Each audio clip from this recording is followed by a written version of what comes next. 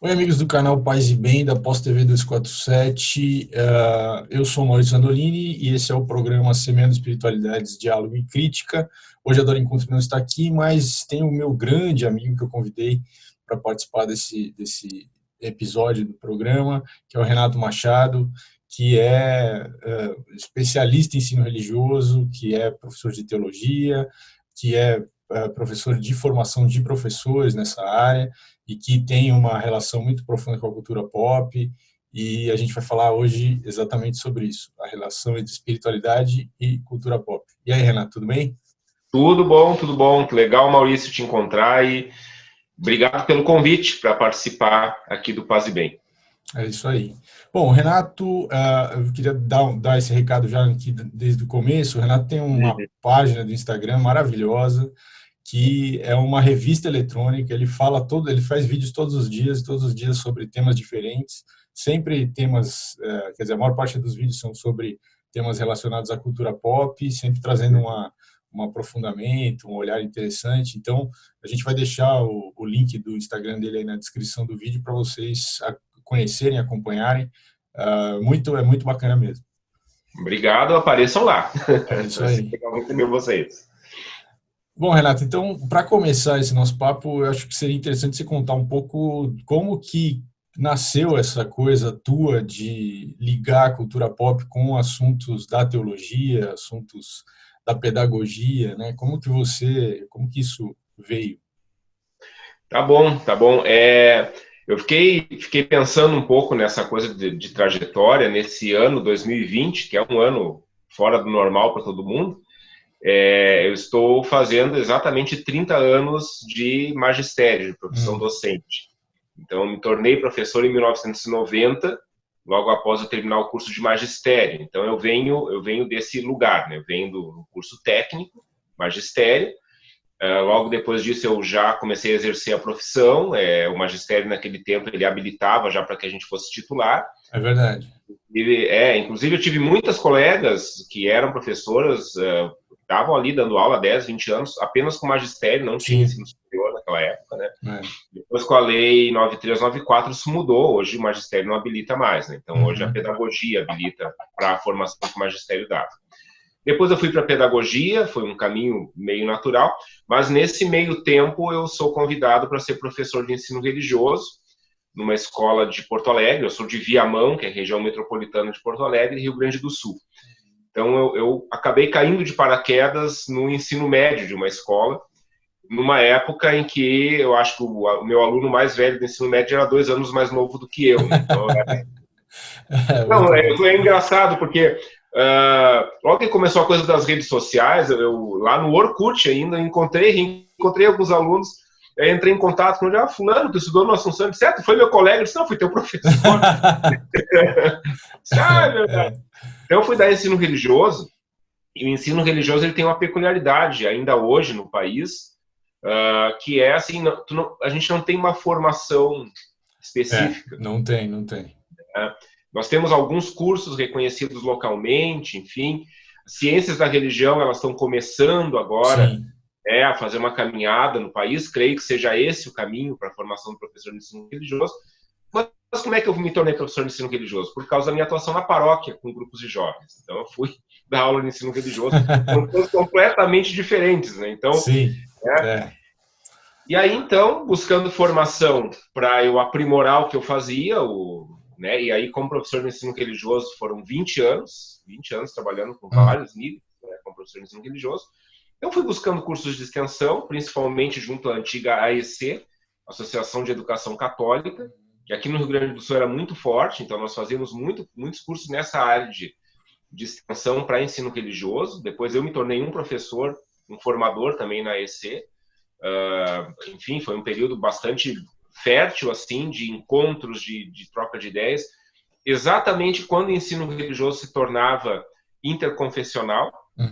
se começava com a ideia de ensino religioso como área de conhecimento, como, né, o estudo das grandes tradições religiosas, enfim, e estava se delineando todo um programa de ensino religioso.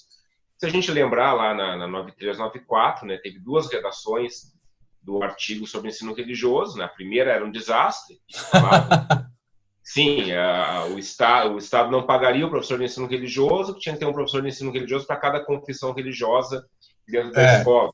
Impraticável, Aí, totalmente impraticável. então não tinha como, era para não ter ensino religioso na cidade. Exato, exato. E depois entrou aí, sim, muito pela pressão do FONAPER, principalmente, Fórum Nacional Permanente de Ensino Religioso, o artigo atual, né? Depois tem toda a questão do acordo com a Santa Sé, não vou entrar nem nessa polêmica aí, porque aí nós vamos ter que ter um outro programa só para isso. Mas, enfim, buscando, aí muita coisa para falar. Buscando aprimoramento, eu fui para uma pós-graduação em ensino religioso, e dali eu emendei com mestrado em teologia, depois com doutorado em teologia, e depois fui para a universidade. Isso é minha formação acadêmica. Porém, a minha formação começa antes, começa em casa, e aí é que vem a cultura pop. Exato. Porque quando eu tinha ali uns 5 anos, eu aprendi a ler em casa com as revistas em quadrinho que a minha mãe comprava. Minha mãe gostava muito de ler revistas em quadrinho, Turma da Mônica, Disney, etc. E ela lia para mim, e ela gostava de cestear, de dormir um soninho depois do meio-dia. E eu ficava enchendo o saco dela para ela continuar lendo. E aí, lá pelas tantas, ela dizia, vou te ensinar a ler de uma vez, então não me enche mais o saco.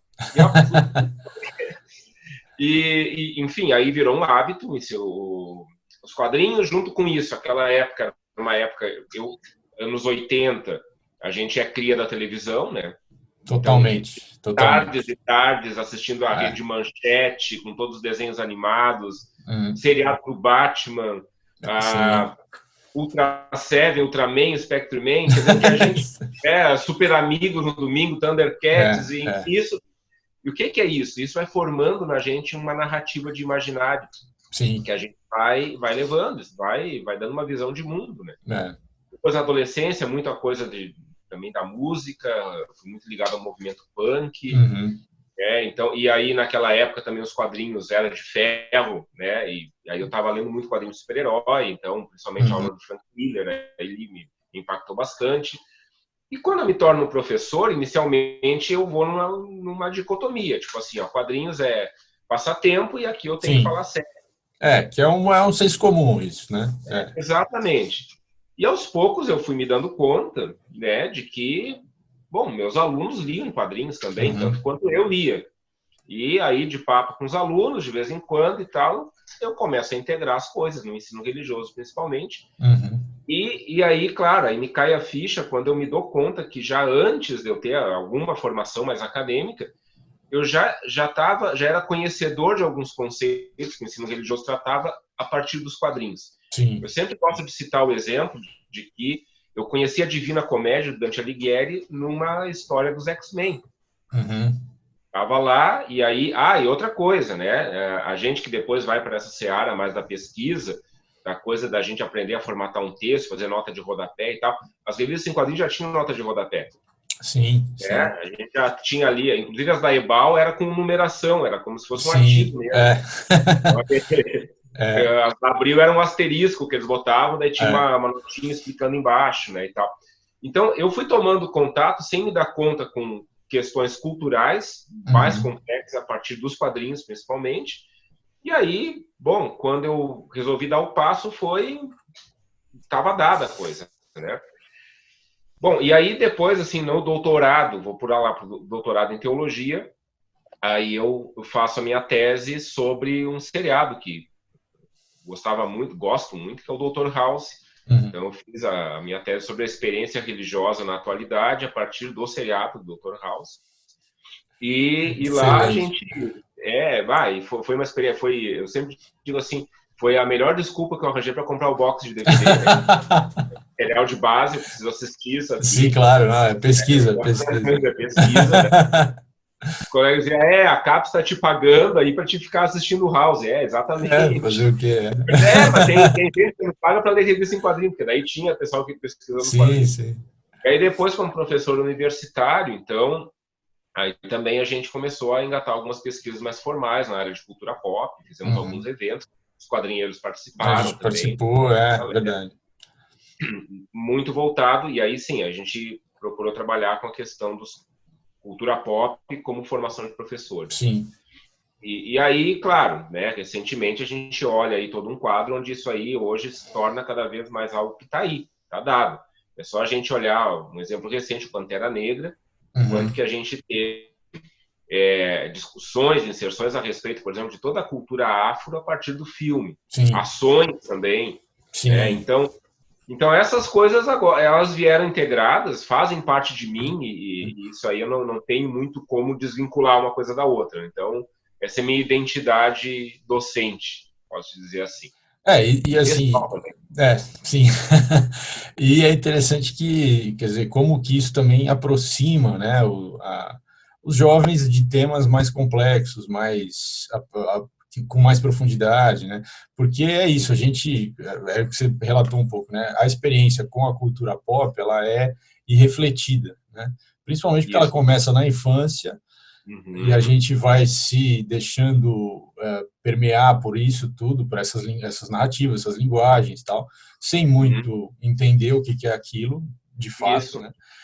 E quando a gente vai olhar aquilo com outro olhar, é quase como se a gente tivesse passado pelo treinamento do Daniel San, lá do Sr. Miyagi, lá como é que chama o filme? Karate Kid. Karate Kid, né? Porque é isso, quer dizer, ele ficava pintando aquele muro lá, e ele não, para ele aquilo não fazia sentido, mas aí o Sr. Miyagi chega para ele e fala assim: veja só, Daniel San, faz o movimento aí que você vai ver que aquilo que eu estava falando para você, na verdade, era para outra coisa, né? E aí a gente vai, quer dizer, até essa referência é uma referência dentro da cultura pop, né? Isso. Então, eu acho que isso é muito rico, muito interessante, e quando você traz isso para o jovem, que na verdade já tem uma bagagem enorme, sem que ele tenha consciência de que ele tem essa bagagem enorme, ele fica espantado, ele fala: nossa, mas eu já sabia isso, já tinha visto isso tal, eu não tinha feito essa conexão, mas já estava na minha cabeça, tal. Então isso também é uma coisa que dá uma sensação de que ele não é assim alguém que não sabe nada, na verdade, e que o conhecimento que ele tem não tem função, né?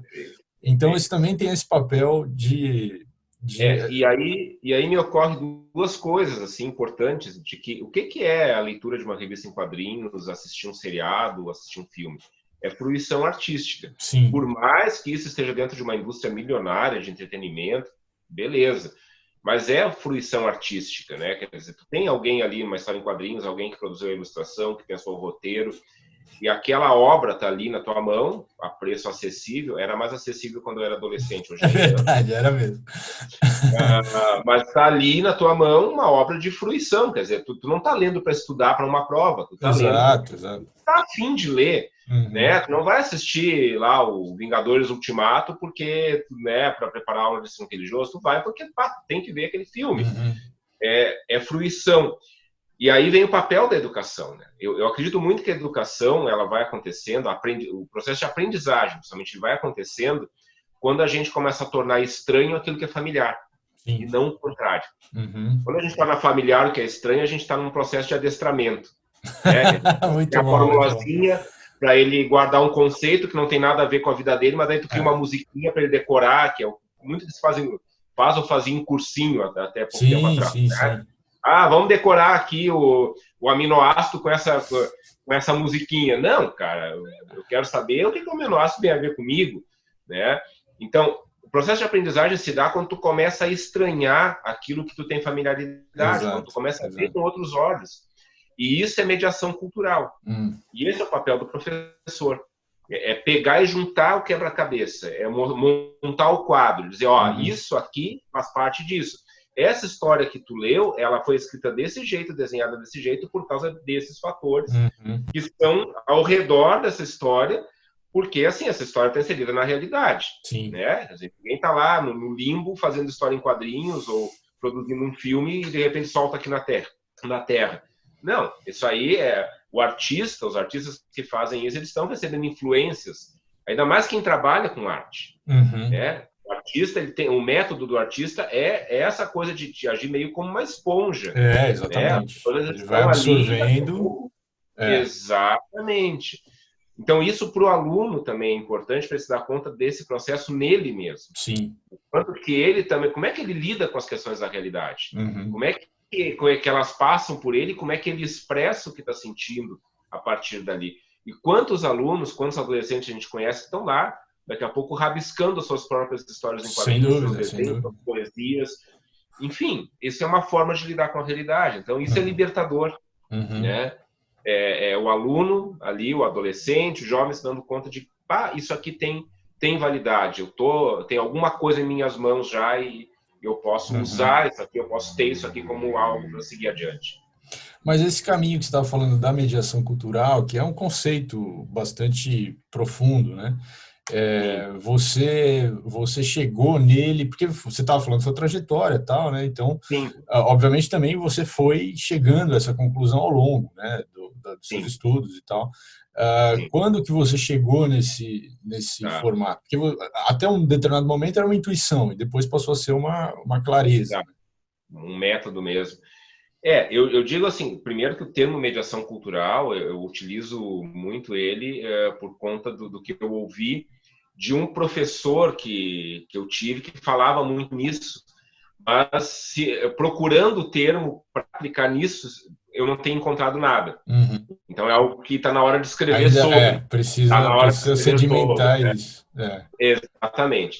Agora, eu tomo muito contato com isso, tipo, o caminho das pedras, na área em que eu sou pesquisador, na área da teologia. Né? O caminho das pedras eu vou encontrar no meu doutorado, a partir da leitura de um teólogo alemão do século XX chamado Paul Tillich. Certamente quem está assistindo aqui o Paz e Bem deve ter ouvido falar, deve ter lido Paul Tillich, porque Paul Tillich é importantíssimo no pensamento teológico e cultural do século XX. Paul Tillich é um cara que tanto a gente pode ler ele na teologia quanto na antropologia. Ele é um cara que ajuda a entender o ser humano do tempo que a gente vive. Bom, o que tem o Paul Tillich? Paul Tillich é o cara que vai elaborar aquilo que a gente chama de teologia da cultura. Então, ele vai lançar um olhar teológico sobre a cultura. E essa teologia da cultura ela é chamada, no meio teológico, de teologia da fronteira. Por que teologia da fronteira? Porque a grande questão do Paul Tillich é onde termina a experiência religiosa e começa a experiência cultural? Ou será que as duas estão amalgamadas? Então, um pouco assim para a gente situar, né? Paul Tillich, ele é alemão, ele na Primeira Guerra Mundial, ele morreu nos anos 60. Primeira Guerra Mundial, ele é capelão do exército alemão, ele é pastor já, né, capelão, e ele acompanhando ali as tropas, enfim, ele está lá na frente de batalha, acompanha as tropas, né, e ele começa a se questionar com uma série de coisas que vieram da formação religiosa dele como pastor, diante da realidade da guerra que ele está vendo ali. E aí tem uma passagem da vida dele, quando ele está acompanhando uma tropa que sofre uma espécie de bombardeio, de ataque lá, e a tropa é quase dizimada. E aí uma das funções do capelão era exatamente enterrar os mortos, né, fazer todas as exéquias ali e tal, né. E aí tem uma narrativa dele que diz assim, onde ele contaria assim, de que ele como capelão, ele se preparou para aquele momento, ele sabia o que fazer naquele momento. Mas ele esperava que os seus soldados ali, naquela hora de perda, de dor, né, de enterrar os mortos, estivessem lendo o Evangelho junto com ele. Mas não, eles estavam lendo Nietzsche. Estavam lendo Assim Falou Zaratustra e dizendo Deus está morto. Essa narrativa do Tillich é meio que, ele coloca isso meio que como, tipo, a partir dali, ele começa a se questionar. Que Deus é esse que está morto? Que o Nietzsche coloca. E o que é Deus, afinal? É um teólogo luterano perguntando isso. O que é Deus, afinal? Interessante. E aí a conclusão dele, ela é algo desconcertante. Ela diz assim: a única coisa que pode fazer jovens como esses vestirem um uniforme, ou seja, representarem seu país, pegarem armas, virem para frente de batalha, prontos para perder a vida ou para tirar a vida de alguém, a única coisa que pode fazer isso, colocar vida e morte em jogo, é Deus. Então eles estão aqui em nome de Deus. Agora, o Deus que trouxe eles para frente de batalha tem que morrer. Esse Deus não pode mais existir. E aí vem uma primeira questão que o Tillich vai colocando na sua teologia, que é a seguinte: Deus é tudo aquilo onde nós depositamos o nosso horizonte de sentido último para a vida. Onde eu coloco o sentido final, o sentido último para a minha vida, aquilo ali eu estou fazendo Deus. Eu estou tornando Deus aquilo ali. Né? A partir disso, ele começa a se perguntar, então, pela experiência da tradição cristã. Então, que Deus é esse da tradição cristã? Será que esse Deus não é mais um ídolo? Porque daí ele vai trabalhar muito com a questão da idolatria. Né? Porque aí tu coloca tuas esperanças em alguma coisa, sacrifica a tua vida, porque todo Deus pede sacrifícios, né? E aí, ao sacrificar a vida, tu vê que não tem nada lá. Vê que tem um vazio. Né? Então, isso é o ídolo. Né? Se eu não me engano, a própria palavra ídolo vem disso, né? De que é algo que é vazio. Né? Então, que é oco. Então, por isso o ídolo. E aí, então, ele vai estudando toda a teologia sistemática, toda a teologia bíblica, inclusive, ele vai ver assim, bom, quando a gente pega a experiência do povo de Israel, a gente vai ver que essa experiência ela se dá no rompimento com uma lógica religiosa que existia naquele tempo, que é a lógica do espaço sagrado. Os povos contemporâneos ao povo de Abraão eram povos que cultuavam deuses ligados à terra. Então, eu tenho ali a montanha, eu tenho o mar, eu tenho o rio, então, os deuses ligados à terra. O povo de Abraão não tem terra, então não tem Deus. Aí, então, a experiência religiosa desse povo se dá no caminho. Eles procuram terra, eles acalentam a ideia de uma terra prometida. Aí, então, a experiência de Deus deles não se dá num espaço, porque eles não têm um espaço, mas se dá no tempo. Quando se dá no tempo, a gente começa a ter uma outra perspectiva de vida. A gente sai do eterno retorno, que o espaço dá, porque se eu estou num espaço determinado, em determinado lugar do mundo, e em condições normais, as estações vão se repetir, eu vou ter um tempo de plantio, um tempo de colheita, um tempo de chuva, um tempo de sol, um tempo de calor, um tempo de frio. Isso é cíclico, isso é a percepção humana. Provavelmente o primeiro grande símbolo sagrado do ser humano deve ter sido um círculo, porque é assim que a gente começa a perceber a realidade. Sim. Né? Que as coisas se repetem, né? As coisas se repetindo. Quando a gente faz a experiência de sagrado no tempo, as coisas não se repetem. Por mais que a gente tenha dia e noite, estações do ano, as coisas não se repetem. E outra, a gente passa a categorizar diferentemente passado, presente e futuro. Sim. Né? O passado é a memória, o presente é a experiência que temos aqui, e o futuro sempre é maior que o passado e o presente. Essa é a ideia de messiânica, né? Quer dizer, você tem uma milenarista, quer dizer, aquele futuro, é o futuro, que o futuro virá, quer dizer, o reino virá, é sempre um devir, nunca chega, na verdade. Exato. Né? Nunca chega. E a gente caminha na esperança desse devir. De chegar lá. Exatamente. Então, o Tillich ele vai considerar tudo isso e ele vai dizer que, então, o que acontece com o povo de Israel sempre que ele deixa de ser um povo peregrino e se coloca em determinado lugar. Então, por exemplo, quando o povo começa a cultuar Deus no templo, lá no Antigo Testamento, se torna idolatria. Os grandes reinos, Davi, Salomão, etc. E quem é que vai dar o escape para isso, para voltar à aliança, vamos dizer assim, no Antigo Testamento? São os profetas. E o que os profetas têm como mensagem? Eles têm algo universal, que é a questão da justiça. Então, aí é que está a questão. Deus não é abarcável num templo, Deus não é abarcável em qualquer experiência. Ele está em algo universal que vai constituindo a humanidade como um todo. Tá. E aí, o Tillich vai, nesses estudos, se perguntar, então, sobre essa experiência na atualidade dele, né, século XX, mas que nos serve. Por quê? Aí a gente tem que considerar a modernidade. Né? Então, a modernidade, quando ela começa com a questão, primeiro, do estatuto do indivíduo. Né? Porque a experiência religiosa, historicamente, ela é constituída muito mais comunitariamente do que individualmente. Ela é pessoal, mas tu tem uma comunidade de referência. Sim. A gente pega qualquer tradição religiosa, não se forma numa comunidade. A pessoa não se entende fora da comunidade, ela faz parte daquilo ali. A modernidade vai trazer o estatuto do indivíduo, quer dizer, o futuro está aberto, né? Ele não é mais a promessa, mas ele é progresso, né? Isso é uma diferença. Então, tu seculariza a promessa em forma de progresso, principalmente progresso científico, e aí eu me torno, então, o dono do meu nariz. Eu sou aquele que vai dar o norte da minha própria vida. Então, na verdade, eu, indivíduo, vou dar os rumos, eu vou progredir individualmente, claro. Passa a Sim, ser a ideia da existência, né? A minha experiência existencial é o que norteia exatamente. tudo. Então, existencialismo e Aí daí para frente.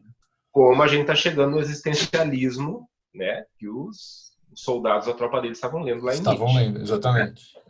Então, esse indivíduo, e aí então, ele vai se perguntar assim, bom, essa coisa do indivíduo, uma consequência disso depois vai ser a própria questão da secularização da sociedade, onde tu tem a tradição religiosa colocada como uma instituição, uma das instituições da sociedade, e não mais como, vamos dizer assim, a questão central que agrega aquela sociedade. Então, tu tem a igreja, assim Sim, como tu tem o palácio do governo, enfim, ele é uma instituição da sociedade.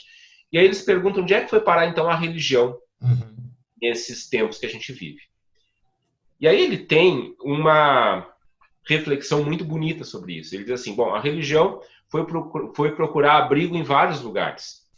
Ela procurou abrigo na ciência para contribuir com a questão da sabedoria, mas a ciência não aceitou a religião, porque ela precisava desdizer a religião para se afirmar naquele primeiro momento, né?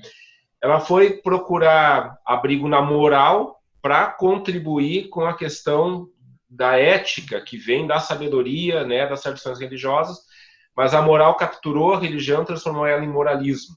Ou seja, fez uma idolatria moralista da religião. E aí ele vai dar vários exemplos. interessante. Ele vai chegar na arte, vai dizer a religião foi procurar a arte para encontrar abrigo, porque ela tinha toda a questão da experiência estática, experiência mística para contribuir aí, e a arte pegou isso da religião e se tornou ela mesma uma religião.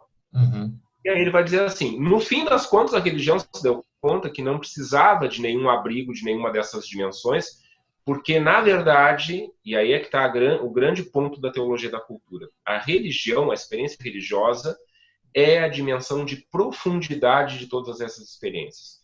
Sem a dimensão religiosa, toda experiência de sociedade fica na superficialidade.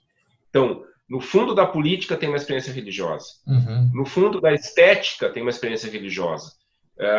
No fundo da ciência tem uma experiência religiosa. Então, a teologia da cultura vai nos dizer isso.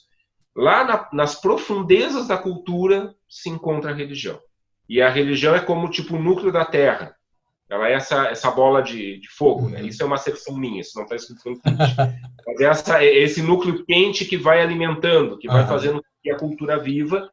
Agora, religião aqui não necessariamente instituição religiosa. Sim, a religião no sentido de espiritualidade, porque é uma coisa ampla, né? Não é? Porque a Exatamente. espiritualidade é um núcleo e depois você pode ter uma capa de religião específica em volta desse núcleo, mas a Isso essência é a espiritualidade. são as experiências históricas, que daí isso vai sendo moldado, né, na Claro. medida que né, Cada vai povo, se traduzindo cada no dia a contexto. dia. Então, o Tillich vai trazer isso, e aí, então, claro, aí ele vai aprofundando essas questões todas. Né? O Tillich era um grande amante de jazz, por exemplo, então ele via muito então, ali. E ele tem uma passagem, aí eu quero indicar uma leitura para quem se interessou pelo Tillich, que é uma leitura básica para isso, que é o próprio Teologia da Cultura. Tá?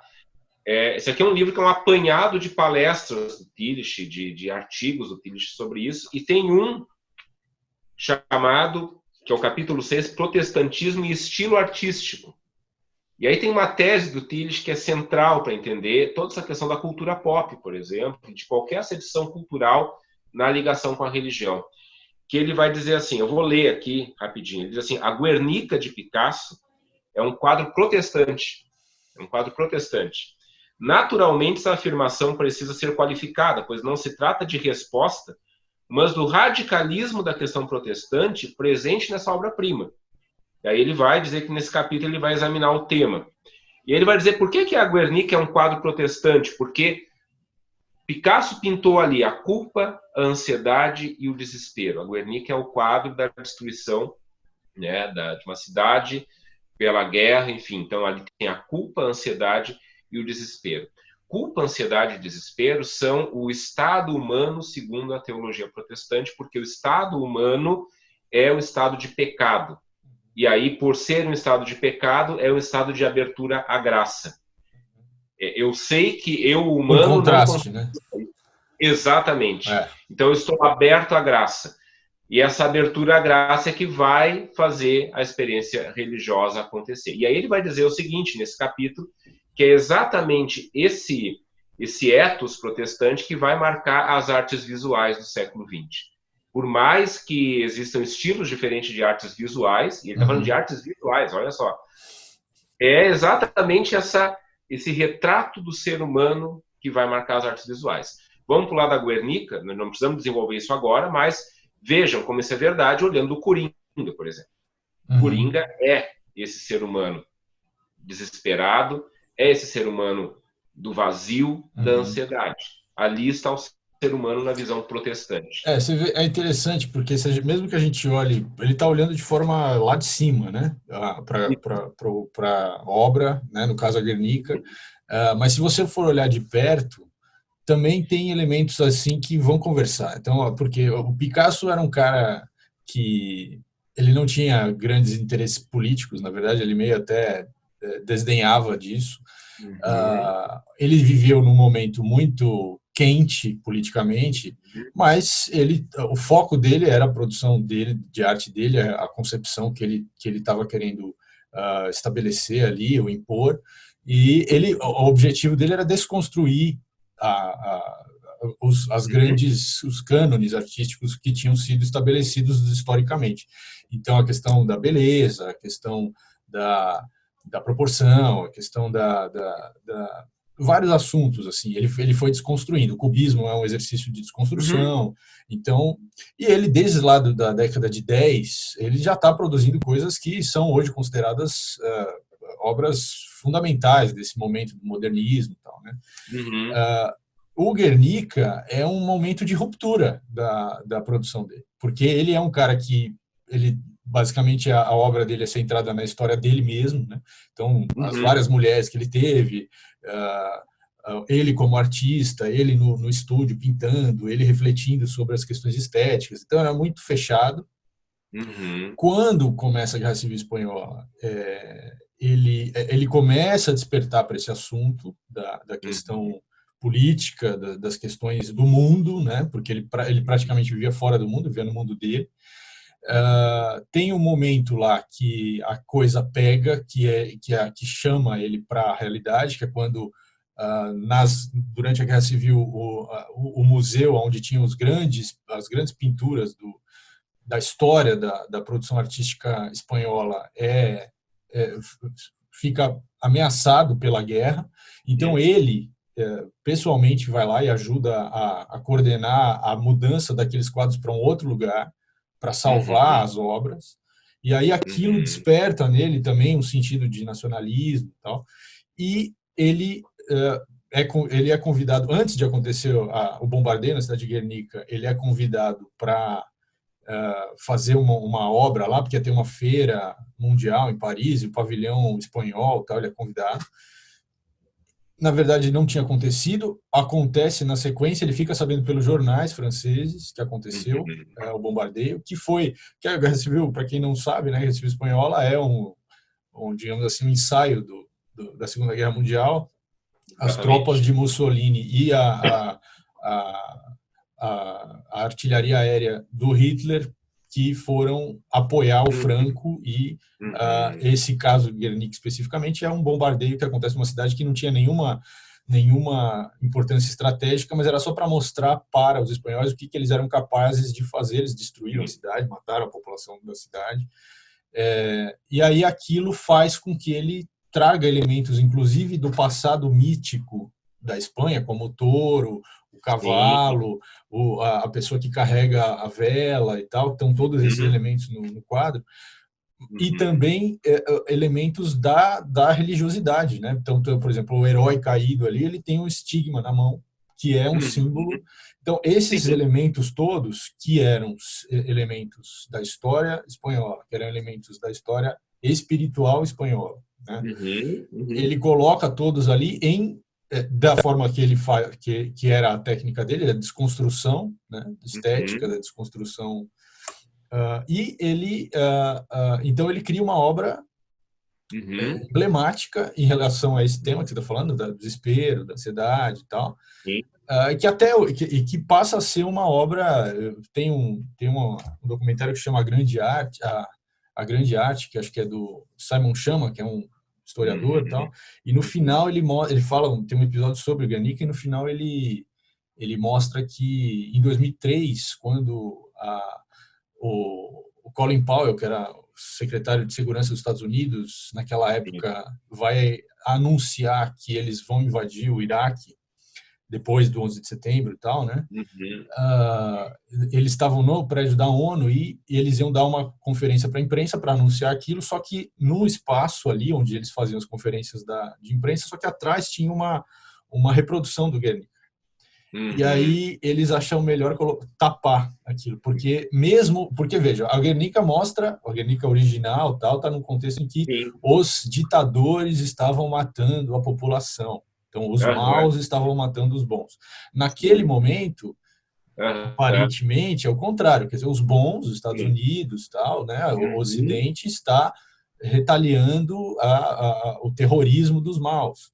Mas, ainda assim, não dava para botar o Guernica atrás, porque o Guernica tem um sentido universal, não é mais uma questão de bem contra o mal. Perfeito. É muito interessante a força da arte, mas a força dessas ideias que estão atrás. E aí é que está a questão, aí é que está outra questão central que o Tillich vai desenvolver aí, porque algo como o Guernica, ele já não é apenas um quadro artístico a ser admirado, ele é um símbolo. Tudo isso que tu descreveu é exatamente o que descreve um símbolo. Que a palavra símbolo significa isso, juntar, lançar junto. O que o Picasso faz no Guernica é juntar a Espanha. Exatamente. O Guernica é a Espanha, não é a cidade, é tudo. É a história da Espanha, são as pessoas, são os saberes, é tudo. A Espanha está ali bombardeada, é isso que ele está mostrando ali. E por que esse quadro ele mostra, ele consegue fazer com que a gente entenda isso e se torne aberto para mais coisas? Porque a experiência de onde esse quadro foi gerado é uma experiência intraduzível. Esse bombardeio, essa matança, ela é intraduzível. Pode-se escrever milhares de artigos científicos sobre isso, pode-se falar sobre isso, mas tu não vai conseguir nem chegar perto do que foi essa realidade. Exato. A única coisa que pode expressar uma experiência intraduzível é o símbolo. E a experiência intraduzível é a experiência religiosa. O religioso é o intraduzível, é o mistério. E o mistério nem sempre é um mistério que, vamos dizer assim, agradável. Sim, claro. E aí tem que ir lá no Rudolf Otto, né? O mesmo mistério que me eleva é o mistério que me esmaga. Aliás, o Tillich, ele tem várias passagens aqui na teologia dele falando que a gente herdou um legalismo israelita pós-exílio, onde se tinha muito a questão da palavra, né, texto, palavra ali, como o grande sinal da presença de Deus, e a obediência à palavra, isso criou um moralismo em cima da religião. E ele vai dizer que a experiência anterior disso, do povo israelita, de Abraão, de Moisés, da Arca da Aliança, que a gente vê lá no Indiana Jones, por exemplo, né? Não, vamos pegar esse exemplo. Por que lá, pelas tantas, quando tem um dos personagens lá dos nazistas que abre a arca, ele desmancha praticamente, né? Lá na Bíblia fala que ninguém podia tocar essa arca. E aí o Tillich vai dizer o seguinte, né? Deus, ele não é bom nem ruim, ele está acima disso tudo. Ele é algo a ser temido. É algo a ser temido. Ninguém pode com essa força. Ele traz o benefício, mas se ele quiser, ele traz o malefício. Então não tem essa dicotomia entre Deus e diabo ali. Não, o divino é algo que paira acima disso tudo. Uma experiência como o Guernica é uma experiência religiosa nesse sentido de nos deixar esmagados como seres humanos. E aí está expresso lá. Só que isso depois se torna símbolo de libertação. E o símbolo, ele fala para todos os tempos. Então, por que ele foi tapado? Porque ele estava gritando. Ele ia estar gritando esse símbolo atrás do discurso do Colin Powell. Ele não ia dar, ele ia falar mais alto que o Colin Powell. Exato. E esse, Ele ia colocar aquilo que o Colin Powell estava falando em questionamento, em perspectiva. E eles não exatamente. poderiam aceitar que isso fosse feito, então eles taparam. Mas você falou do Indiana Jones, eu lembrei a cena, o Indiana Jones está amarrado ali com o par romântico dele ali, e os caras Isso, estão fazendo um ritual para abrir a Arca da Aliança. E aí o Indiana Jones fala para ela fechar os olhos, e ele também exatamente. fecha os olhos. Quer dizer, Isso. ele tinha uma compreensão de que você não poderia. Você tem que manter o mistério. Se você não mantivesse o mistério, Uhum, aquilo tudo se dissolveria. E tudo se dissolve mesmo. E ele não. exatamente. Ele mantém o mistério, ele não se dissolve. Mas todos os que não quiseram manter o mistério desaparecem. Uhum. É muito simbólica essa cena também. E aí é que tá. Quem é que dirige o Indiana Jones? É o Um Spielberg, judeu. que é um judeu. Ele Exato, sabe muito exato. bem dessas coisas, Exatamente. né? Muito Então, por interessante. isso, né, a cultura pop está permeada por essa influência, porque se a gente vai, então, nesse rastro do Tillich, de dizer que lá no fundo da cultura tem a dimensão religiosa, e que, ao mesmo tempo, a gente vai ter também uma influência histórica de tradições religiosas na nossa vida, como estética, como maneira de, como visão de mundo, principalmente, é inescapável que criadores, né, de arte, de filmes, enfim, acabem colocando um outro elemento religioso. Bom, o Spielberg bota um elemento religioso central na história israelita, que é a Arca da Aliança, nesse filme, Sim, que é um filme pipoca, né? Entretenimento puro. totalmente. De Jones é para ver com a família, né? Totalmente. Tá comendo uma pipoca e o cara tá virando um esqueleto derretendo na tua É. frente, e a Arca da Aliança. É. É isso. Então, essas questões estão ali, não. Isso aqui é bem importante. Eu vejo assim, tem duas linhas de abordagem do religioso na mídia, na própria cultura pop em si. Tem uma linha que é uma linha de, vamos dizer assim, propaganda institucional. Tu tem o filme religioso, né? Tu tem o filme que Sim, vai mostrar é, uma doutrina, enfim.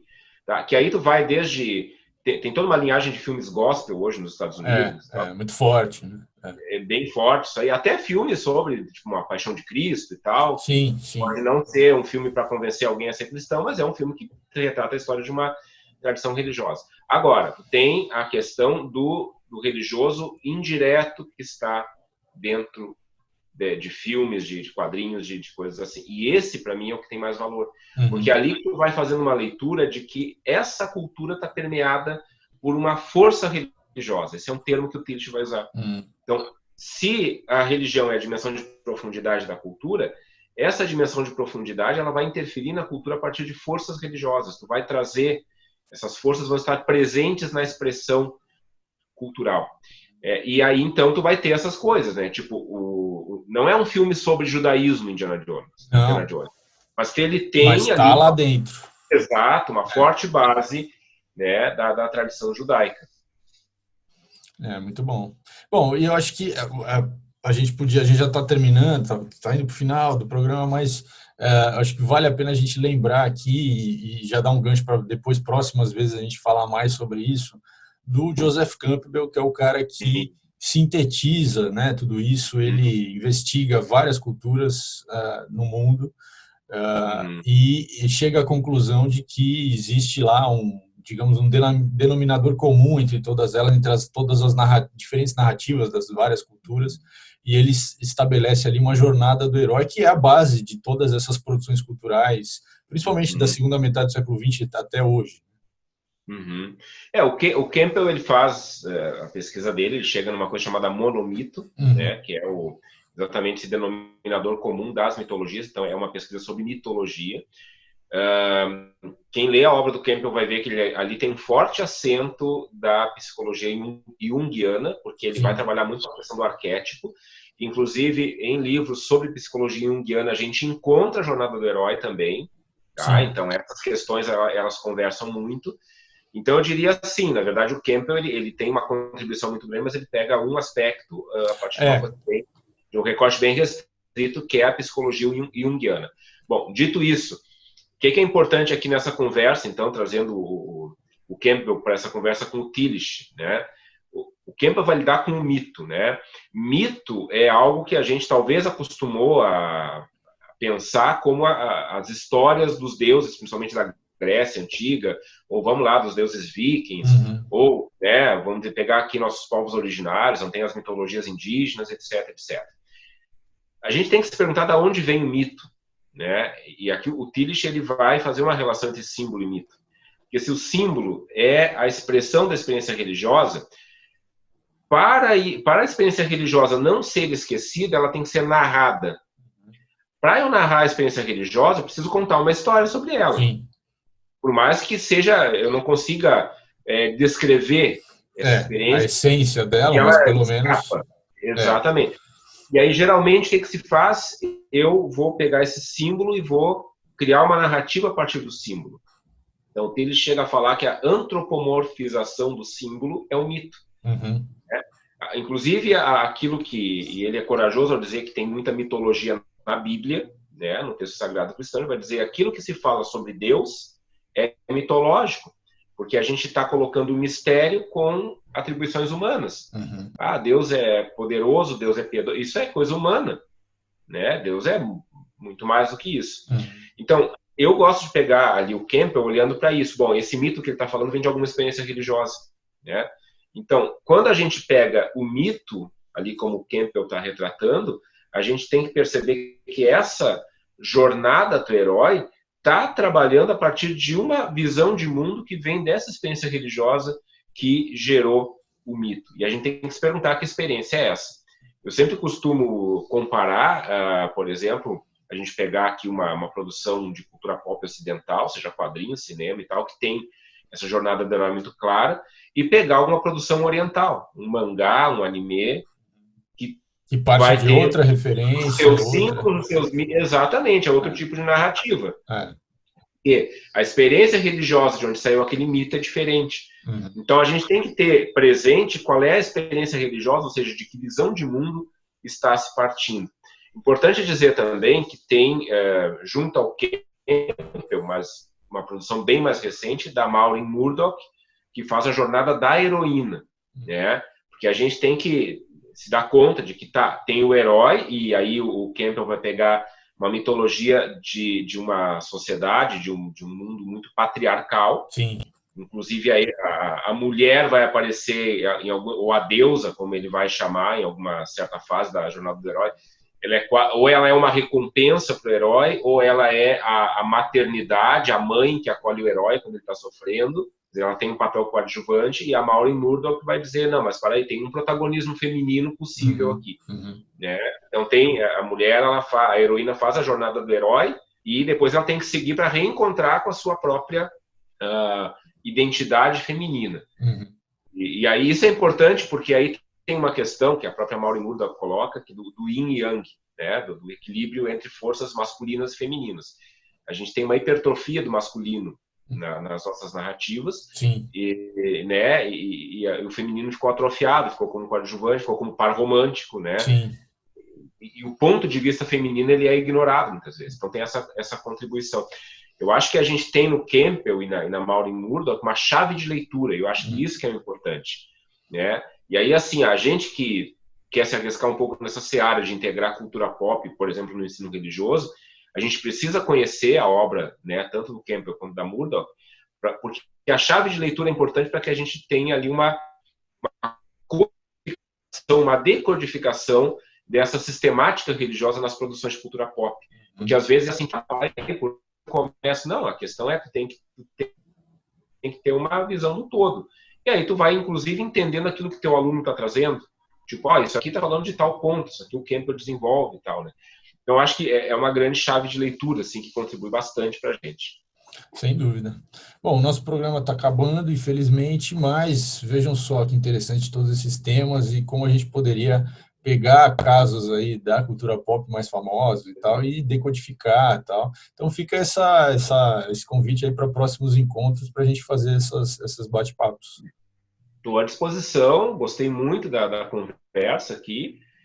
Bom, eu e o Maurício, a gente vive conversando, e isso. É bom a gente repartir essa prosa com quem está nos assistindo. Isso aí. Pelo canal Passe Bem. Muito bom. Beleza. Então, valeu, pessoal. Obrigado pela audiência e voltamos semana que vem com mais Semeando Espiritualidades. Até mais. Valeu.